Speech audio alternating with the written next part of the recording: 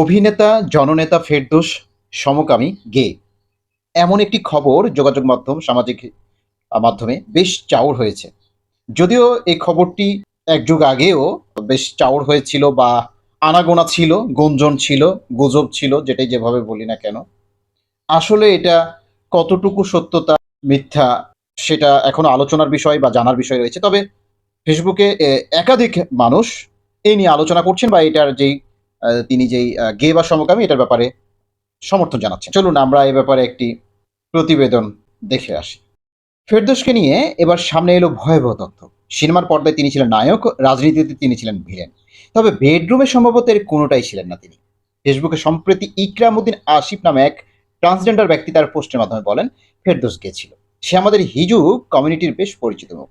আপনারা জানেন সমকামী সাধারণত দুই প্রকার, সক্রিয় সমকামী ও নিষ্ক্রিয় সমকামী। ফেরদৌস ছিলেন নিষ্ক্রিয় সমকামী। দলের বন্ধুদের সাথে যেদিন দেখা না হতো ফেরদৌস সেদিন বার্ড প্লাগ ব্যবহার করতেন। ফেরদৌস সম্পর্কে এই তথ্যটি এখনো যাচাই করা সম্ভব হয়নি। তবে অনলাইনে ভেসে বেড়ানো এরকম খবরে নেটিজেনদের মাঝে ইতিমধ্যেই মিশ্র প্রতিক্রিয়া দেখা যাচ্ছে। তবে এই প্রতিক্রিয়াগুলোর বেশিরভাগই হচ্ছে সে যে গেছিল এর পক্ষে।